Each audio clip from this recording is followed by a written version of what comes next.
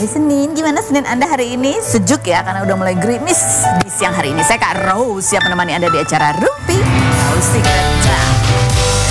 Ditemani oleh Daniel di pojok sana, dan tentunya sudah hadir beberapa bintang tamu yang akan berbagi ceritanya. Seperti biasanya kita mulai langsung di pojokan untuk membahas ada apa yang lagi ramai, berlangsung, bersambung, dan juga menuai banyak komentar netizen, baik itu untuk hal-hal yang datang dari dunia nyata maupun dari dunia ini masih kelanjutan bersambung ya. Kemarin kan kita mengundang, ya kan kemarin kita mengundang ya, mantan suaminya Clara Sinta. Setelah ada berita bahwa mantan suaminya Clara Sinta itu menggugat Gonogini senilai 13 miliar rupiah gitu ya. Itu adalah aset-aset yang kalau kata mantan suaminya dari dipercaya ke Clara Sinta sebetulnya untuk masa depan anak mereka gitu ya. Dan ada banyaklah kemarin itu cerita bahwa ya bisnis yang dijalani oleh Clara Sinta yang di awal-awal itu ya kan akan tulis kalau di artikel kan banyak nih, salah satu usahanya Clara Sinta bisnis ekspor impor ikan. Itu kalau menurut mantan suaminya ya itu sebenarnya bisnis dia gitu bareng tapi ya dia habis itu ada bisnisnya juga bareng sama Clara Sinta. Oke. Nah, habis itu kayaknya Clara Sinta kemudian juga mengeluarkan keterangan untuk memberikan klarifikasi dari sisi dia gitu ya. Dia bilang gini, Bismillahirrahmanirrahim, aku izin meluruskan ya bahwa benar aku pernah menikah dengan seseorang yang sebut saja namanya Budi gitu di tahun 2017. Perbedaan jarak usia jauh tidak bisa dipungkiri, namun tidak dapat saya sesali karena itu pilihan saya secara sadar gitu ya. Ini memang dia sadar, nggak ada paksaan, nggak ada apa-apa gitu. Tapi akhirnya berpisah di tahun 2022, nikahnya di tahun 2017 gitu. Tapi kalau dari sisi mantan suaminya, dia bilang ya seolah-olah di tahun itu kayaknya Clara Sinta tidak pernah mengakui dia dan tidak pernah mengakui anaknya gitu ya. Kemudian ada lagi statement dari Clara Sinta, poinnya cuma itu ya, membenarkan pernikahan. Dia cuma baru, jadi istilahnya ini sekarang ini adalah pernikahan kedua. Jadi tidak benar berita di luar sana yang mengatakan bahwa Clara Sinta udah pernah nikah 3 kali gitu. Terus kemudian juga men-screenshot dia kayaknya putusan gugatan ya. Tergugat sebelum melangsungkan pernikahan dengan penggugat, tergugat dan perusahaan sudah tidak memiliki hutang kepada pihak lain. Kesimpulannya nih. Oh, ini kesimpulannya. Penggugat memiliki pekerjaan. Penggugat tuh berarti Clara Sinta penggugat ya. Penggugat memiliki pekerjaan sendiri, penjualan secara online dan konten kreator, dan pekerjaan penggugat tidak didukung disupport. Jadi merasa bahwa pekerjaannya tidak disupport oleh mantan suaminya. Tergugat, baik itu istrinya, tergugat itu berarti mantan suaminya tidak memiliki pekerjaan tetap dan tidak memberikan nafkah lahiriah baik kepada penggugat maupun kepada anak ini ya. Ini hasil keputusan atau hasil isi gugat? Tergugat ketika sedang marah sering berkata kasar, dan tergugat sering melakukan pengambilan uang dari rekening tabungan penggugat tanpa izin dengan cara tergugat menggunakan handphone penggugat dengan masuk ke aplikasi m-banking dan melakukan pengiriman sejumlah uang ke nomor rekening yang tapi ini kan yang di screenshot ini aku nggak tahu. Yakin ini kesimpulan? Ini ya kesimpulan. Mana sih? Yang mau baca silakan monggo. Aku malas menyimpulkan. Enggak, itu kesimpulan atau gugatan? Aku lupa ya. Kok aku lupa? Ya. Terus tidak ada kecocokan. Terus ada puncaknya katanya 2 April 2022. Denny menggadaikan 2 unit mobil kepada pihak ketiga tanpa seizin Clara, di mana kedua mobil tersebut dibeli menggunakan uang hasil kerja Clara. Ini agak aneh sini ya. Waktu itu berita ramai diambil debt collector itu kapan? 2002 berapa? Ini ahli sejarah. Berarti dia udah tahu dong nih kalau mobilnya digadain. Ketika ditarik sama debt collector kenapa rame?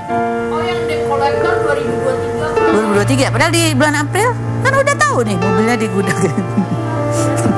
Iya, ini bener gak sih? Oh, ngapain sih aku ngingetin tahun-tahun itu, ya ampun, siapa yang nikah sebenarnya? Oke. Ada lagi di screenshot juga, screenshot percakapan dengan mantan suaminya gitu, katanya minta uang gitu ya. Dari sekian lama, akhirnya tanggal 8 September kemarin lah aku beranikan diri untuk minta uang ke beliau senilai 300-400 ribu per minggu. Karena setelah menikah, seluruh kebutuhan Kino ditanggung oleh suami. Oh, maksudnya suami yang baru. Iya, setelah menikah ya. Jadi sebelum menikah ditanggung siapa? Baiklah, aku Aku ingin peran dia tetap ada dalam hidup Kino. Aku ingin Kino tahu bahwa meskipun nilainya kecil, bapaknya tetap ada memberi buat dia, katanya gitu ya. Nih, ini kita screenshotnya. Tapi ini menarik ya buat aku ya. Setelah nikah, uang sekolah, terus les ngaji dan segala kebutuhan Kino kan papanya yang tanggung. Kamu nggak ada pengen kasih buat Kino minimal hanya buat jajan dia aja, misalnya per minggu 300.000. Jawabannya boleh gitu. Bukan karena aku nggak mampu sih, cuma biar sama aja, biar ada ngasih buat Kino aja. Jadi ada peran masing-masing dari kita bertiga. Coba ya, bisa. Oh.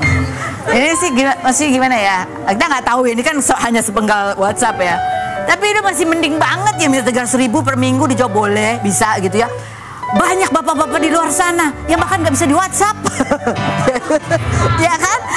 Baru malu, halo mau minta uang. Aduh, nggak nyambung, ceknya cuma satu ya, jadi blok. Ada. Ya pokoknya dia bilang gitu ya, bisnis ikan, bisnis online itu nggak didukung oleh suami. Sementara keterangan dari mantan suaminya, dia punya beda lagi. Coba kita lihat berikut. Clara itu di sini tidak ada siapa-siapa, sendirian, gitu loh. Jadi waktu saya bawa ke sini, itu dia benar-benar bawa badan aja. Bawa ke sini, berarti kenalnya dari Medan. Dari Medan. Jadi kenalnya dari di Medan. Iya. Jadi dia nggak bawa apa-apa, gitu loh, masih kuliah gitu loh. Jadi bisnis ikan, ekspor impor ikan itu ya, kerja sama atau gimana? Jadi bisnis ini bisnis saya sebelum nikah, sebelum kenal dia gitu loh. Dalam hati, waduh, bisnis saya benar-benar diakui dan tidak ada sayanya gitu loh kan. Dia mengakui kalau nggak salah itu dia dari temannya kan belajar. Iya. Tuh kalau pengakuan dia begitu ya. Komentar netizen coba kita baca berikut. Abis dari akunnya si Clara, lihat IGS-nya, bingung gue yang bener yang mana. IGS-nya tuh IGS-nya siapa sih? Hah? Dari akunnya si Clara, lihat IGS-nya, bingung gue yang bener yang mana. Tapi tadi runutin gugatan cerai dia sampai dengan bukti-bukti di akun dia kok ya pas ya. Waktu mobilnya digadai, waktu dia kehilangan 300 juta. Ya udahlah, semoga mendapat keadilan untuk siapapun yang jujur. Yang kehilangan 300 juta siapa? Clara. Oh yang dari M-Banking. Tapi kalau kata ya kemarin ya, mumpung aku baru wawancara langsung orangnya, nanti kalau Clara Sinta aku wawancara langsung juga aku bisa ingat ya pembicaraannya apa ya.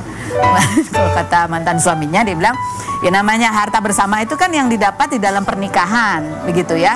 Jadi nggak ada tuh harta aku, harta kamu, kecuali ada pisah harta memang. Apalagi kalau ada bisnisnya bareng gitu. Kalau menurut analoginya gitu. Yang berikut komentar netizen juga kita lihat. Dong komentar netizen. Akhirnya terjawab semua kenapa apa-apa harus ridho suami.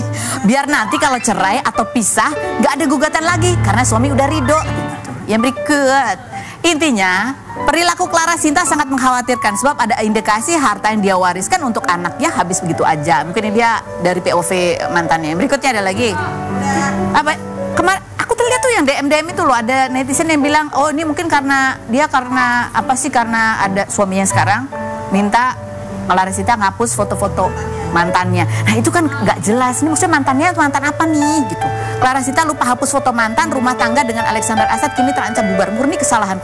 Kayak ini mantan yang mana nih? Yaudahlah. Ya, nanti kita undang Clara Sinta. Kita lihat langsung bintang tamu kita. Ada Meisya Siregar dan Denis Karyasa. Kita lihat dulu profil mereka berikut ini. Langsung untuk jawaban yang harus dijawab dengan jujur apa adanya. Apakah pertanyaanku ini jawabannya fitnah atau fakta, Meisya? Ini kagak ada openingnya langsung nih. Langsung ditodong ya. Langsung ditodong. Ini apa kabar? Iya. Gimana? Udah sering nggak usah basa-basi. Oke. Kalau udah apa kabar ya? Meisya, fitnah atau fakta? Family trip kamu kemarin ke China yang dadakan itu, sebenarnya kamu udah ambisius banget, udah pengen bisnis, makanya kamu datang ke Canton Fair Festival ya, supaya kamu bisa menjadi pedagang cuan. Fitnah atau fakta? Betul. Oke. Fakta. Kesan-kesannya gimana datang ke pameran itu? Enggak datang akhirnya. Nggak datang. Kenapa? Karena mendadak anak-anak dibawa. Sampai akhirnya Mendadak anak-anak dibawa. Iya, jadi tadinya mau berdua sama baby doang dan memang pengen tahu Canton Fair tuh kayak apa, ada peluang bisnis apa dan lain-lain. Ternyata anak-anak baby nggak tega, Bambang nangis. Ya udahlah, ajak aja lah kita bolosin seminggu. Akhirnya jadi family trip. Jadi kemana aja? ke tempat dagangan-dagangan juga nggak? Pasar-pasar wholesale. Buka just tip sehari, lumayan. Tapi gini loh ya. Mau nyetip apa Kak? Aku udah pernah juga ke Canton Fair itu, gede banget. Gede banget, aku pengen. 4 hall, nggak sanggup. Nggak selesai 1 hari. Nggak selesai 1 hari Pengen dan banget ada 3 kesana. fase. Iya, aku aja 3 begitu fase. datang gini langsung. Udah pulang. Iya kan? Putus asa. Tapi banyak kan yang bisa didagangin di situ. Banyak tapi harus jadi pemain besar karena MOQ-nya besar sekali, minimal Kalau mau 1000 pieces. harganya murah ya. Satu artikel, iya. Kalau nggak sama aja ya? Kalau nggak sama juga sih, nggak tahu ya. Betty lah, Kayaknya Betty. semua bisa diomongin. Iya. Nanti kita ngobrol lagi bertiga, mungkin kita Oke, mau tentang bikin, con. ada postingan, ada foto, video. Ada postingannya udah tadi ini ya. Oh malah jadi ini jalan-jalan ke Guangzhou. Iya. Ya berikutnya dari Cerita atau Fakta. Kamu kan baru membagikan kabar kamu berdamai sama Rasman. Iya. Tapi sebenarnya perseteruan kamu juga cuma gimmick semata kok. Fitnah atau fakta? Ya fitnah. Orang sampai lapor-laporan polisi gimana sih? Kita itu kemarin bikin perdamaian kan. Jadi tuh awalnya tuh nggak sengaja ketemu di Senayan City. Di mall. Di Senayan City pas aku mau keluar, aku lagi nunggu mobil, dia mau keluar. Terus?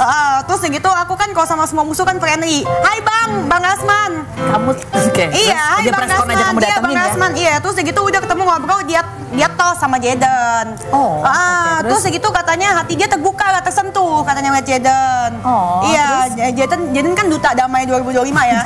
Nah, terus aku juga lihat dia, ya dia mau ngobrol sama anak aku juga ya udah ya kan. Ya, lagian juga kita berantemnya udah lama Kak, 3,5 tahun. Yang lalu. Kita berantem. Berantemnya 3,5 tahun ya? Udah 3,5 tahun Dari berantemnya. 2000 berapa tuh? 19. 2022 ya. Iya ya, 3,5 tahun udah berantem ya. Terus lapor-lapor polisi, terus segitu semua mantan pegawai aku yang berantem mantan pegawai aku ke dia, mantan pegawai dia ke aku. Udah cukup lah. Cukup lah, gue mau ngurus anak aja sekarang ya. Ya, baik ya. Jadi udah nih, udah damai, udah selesai semuanya. Udah damai. Seru dong. Nah, Salah ya? kita udah janji, tidak boleh ya ngatain gue cadel, tidak boleh ya ngatain botak. Oh enggak, tapi kan gemoy. Jadi ada perjanjian tuh, nggak boleh, dia nggak boleh ngatain kamu cadel. Enggak, tidak boleh membicarakan negatif-negatif. Oh, negatif. Kamu Terus nggak boleh segitu. tanya-tanya jamnya dia, nggak boleh ya. Nggak boleh. Terus kalau ngatanya aku marahin dong. Aku bilangin abang gue. Ketemu sama dia di mall kemarin. Damai juga. Lah aku nggak pernah ada apa-apa. Tapi dia baik luar biasa, luar biasa.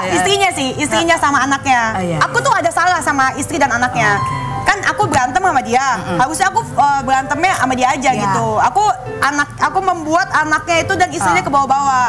Jadi aku sampai sekarang juga aku sampein aku minta maaf buat istrinya sama anaknya Bang Rasman karena dia tak seharusnya ikut-ikutan dihujat sama teman-temannya gitu. Oh, Dennis makin dewasa ya. Iya dong, 2025. Jadi udah berapa musuh yang kamu berantem akhirnya damai? Hampir semuanya ya. Kuya. Iya udah. Terus siapa lagi? Bang Rasman Rasman. udah. Terus Belum ada musuh terbaru sih. Tapi yang pasti semua musuhnya booming ya dulu ya. Booming banget. aduh, puyeng nggak sih itu? Oke. Oh, Mesia lagi Vita atau fakta? Kamu lagi kesal sama suami kamu karena suami kamu itu susah banget kalau disuruh diet. Gak bisa jaga makan, malah suka pamer makan mie ayam setiap hari Jumat. Dan cita-cita kamu adalah pengen lihat dia lebih langsing dan lebih sehat. Nah, fakta. Kesel banget ya. Tapi udah berdamai sekarang, Kak Ros, nggak apa-apa karena buat aku udah 21 tahun pernikahan, yang penting apapun yang bikin dia bahagia, yang penting nggak main perempuan. Betul. Nggak minum minuman keras, Betul. ya kan? Nggak main Nggak tangan. nipu orang, nggak main tangan. Pokoknya gitu-gitulah yang prinsip. Kalau hal masalah cuma tiap Jumat makan mie ayam Iya. terus diposting, apa sih ngeributin? Betul. Malu dong sama kasus-kasus orang yang lebih berat, ya kan? Betul. Malu, bisa kayak gitu aja di masalahnya. Ya kan lagian juga dia tiap Jumat bukan tiap hari. Iya, makan sayang, makan, tambah. Nanti kalau ditanya berantem gara-gara apa? Gara-gara mie ayam. Iya, cemen banget kan. Diketawain malah. Coba kita lihat, tapi ada videonya ya. Coba kita lihat videonya. Mungkin ini memicu bukan istrinya, tapi memicu orang-orang yang lagi nggak boleh makan mie ayam gitu kan. Udah umur Karos. Tapi yang jujur bikin dia bahagia. jadi lapar kelihatannya. Iya, jadi pengen mie ayam. Gue pulang makan mie ayam mah. Pak tahu dia jadi duta mie ayam kan kita nggak tahu. Oke, Dennis Vita atau fakta? menjelang anak kamu ulang tahun, kamu adalah orang yang paling sibuk karena kamu nggak mau caranya tuh biasa-biasa aja. Maunya harus mewah dan viral. Vita atau fakta? Fakta. Iya dong, fakta. Karena aku kan waktu itu kan sempat gagal nikah. Jadi aku mau acara ulang tahun anak aku semegah pernikahan aku yang tertunda. Jadi budget pernikahan buat budget ulang tahun ya? Enggak, yang tahun lalu kan sebenarnya mau waktu di umur 1 sebenarnya mau dirayain mewah juga. Tapi kan utang masih banyak tahun lalu. Oh iya. Sekarang udah enggak kan ya? Udah bangkrut, mobil belum punya apa segala macem kan, bokeh total. Sekarang OTW kaya-kaya lagi nih. Amin. Iya. Udah gitu utang konveksi kepayang 7/8. Tadi dikit lagi ya? Iya, tadinya utangnya 300 juta, sekarang tinggal 800 juta. Hah? Iya. Nambah banyak. Oh iya. Soalnya nambah orderan nih.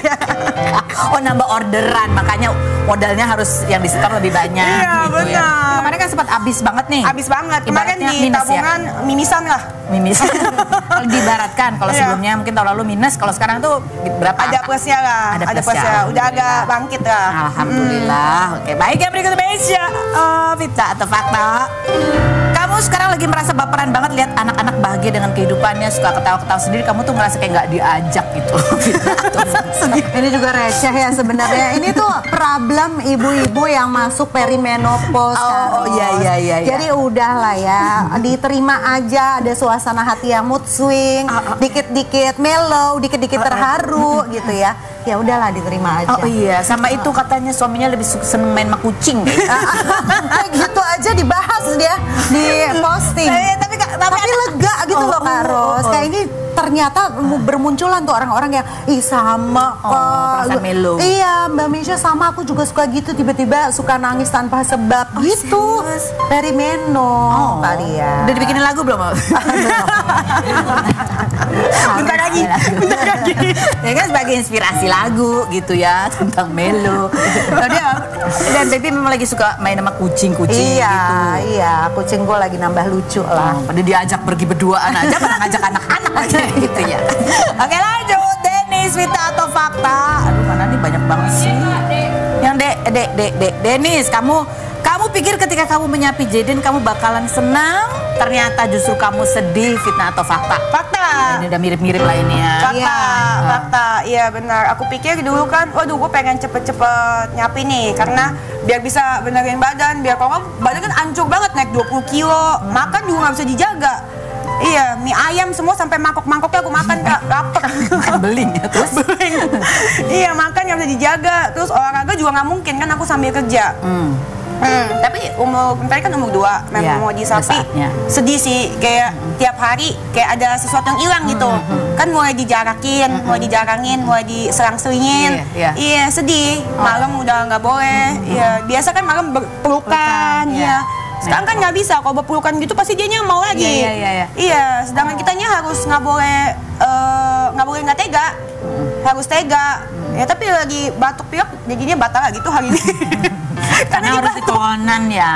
Oh, ini ada lucunya. Ada videonya, coba kita lihat yang berikut nih videonya.